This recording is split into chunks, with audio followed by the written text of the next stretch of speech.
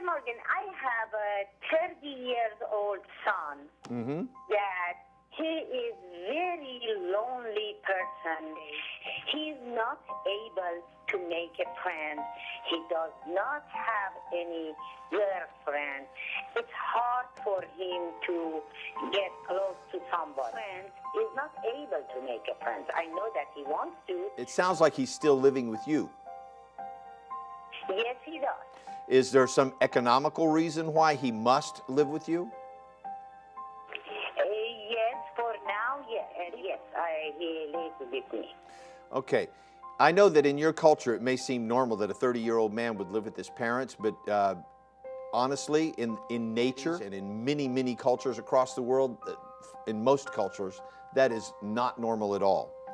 So in many ways, he has not yet matured and become a man.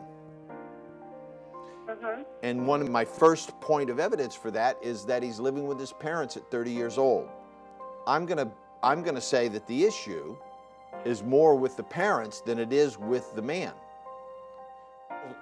Natural movement of life, a masculine man, is to get to a certain age and want to move away from his parents. That would be a natural evolution of wanting to stand on his own 2 feet, have his own place, and eventually make a connection with a woman of his choice and move towards a relationship with a woman that is more of a man to a woman than a boy to a mother. Right now, he's married to his mother. He's married to his mother. And the other thing is that I don't hear a man calling me saying, hey, listen, I'm having trouble making friends. Do you got any things that you can point out to me that I can learn and develop and grow myself? I hear his mom calling for him and saying, what can I do? My son's problem, my adult son, who normally would be living on his own and raising his own children, it's living at my house, is having a problem making friends. You see? And what can I, you, the mother, do about it? And so really, honestly, my best advice to you is to encourage him to get out on his own 2 feet, and really kind of set a time limit on how long he can live there in your house, because you're not doing him any favors.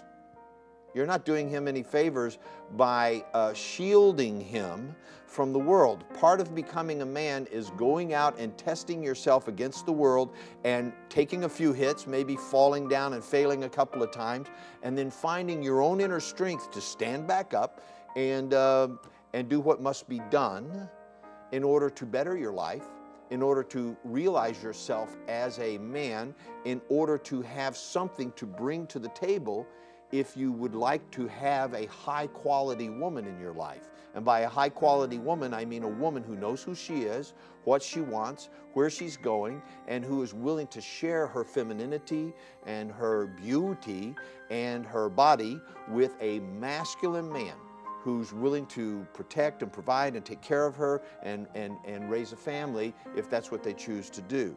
He's nowhere near that.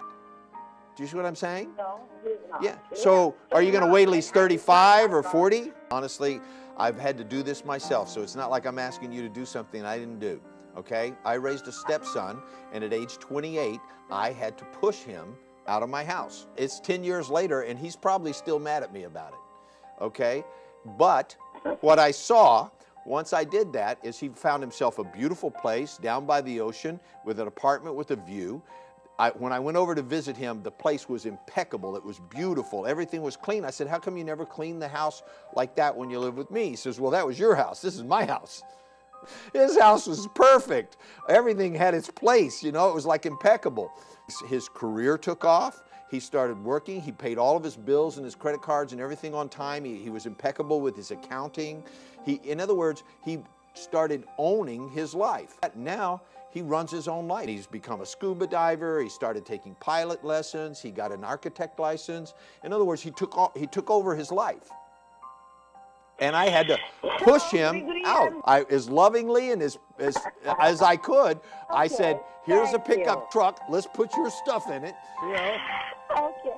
All right? It was tough, but I recommend that you do that. Okay? You're welcome. Thank you.